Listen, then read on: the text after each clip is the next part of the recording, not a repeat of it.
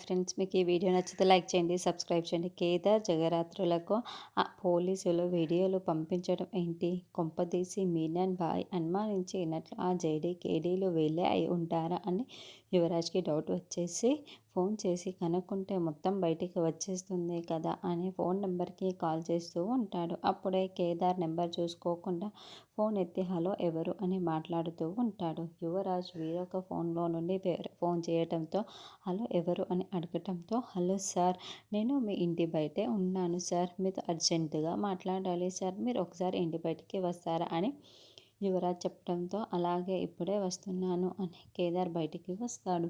ఎవరో బయటే ఉంటానని చెప్పారు, ఎవరు లేరే అని కేదార్ బయటికి వచ్చి చూస్తూ ఉండటంతో అప్పుడే వెంటనే యువరాజ్ క్లాప్స్ కొట్టుకుంటూ హలో పోలీస్ ఆఫీసర్, నీకు కాల్ చేసిందే నేనే అంటూ యువరాజ్ కేదార్ ఎదురుగా వచ్చి మాట్లాడుతూ ఉంటాడు. అయ్యో, వీడికి మొత్తం నిజం తెలిసిపోయిందా? మేము పోలీసులని కనిపెట్టడానికే ఇలా వేరొక నంబర్ నుండి కాల్ చేసి నన్ను ఇరికించేశాడా అని కేదార్ టెన్షన్ పడుతూ షాకింగ్గా చూస్తూ ఉంటాడు. పోలీసులమని చెప్పుకోలేంత తప్పుడు పనులు ఏం చేస్తున్నారు సార్? ఇప్పుడే మీ గురించి మొత్తం ఇంట్లో చెప్పేస్తాను అని యువరాజ్ వెళ్తుంటే యువరాజ్ ఆగు అని కేదార్ టెన్షన్ పడుతూ పిలుస్తూ ఉంటాడు.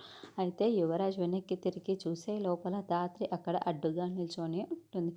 ధాత్రిని చూసి యువరాజ్ చాలా షాకింగ్గా చూస్తూ ఉంటాడు. మరి యువరాజ్కి ధాత్రి ఎలా చుక్కలు చూపించను? జేడీ కేడీ అని యువరాజ్ కనిపెట్టేశాడు కాబట్టి ఇప్పుడు యువరాజ్కి జేడీకి ఎలాంటి షాక్ ట్రీట్మెంట్ ఉంటుంది అన్నది నెక్స్ట్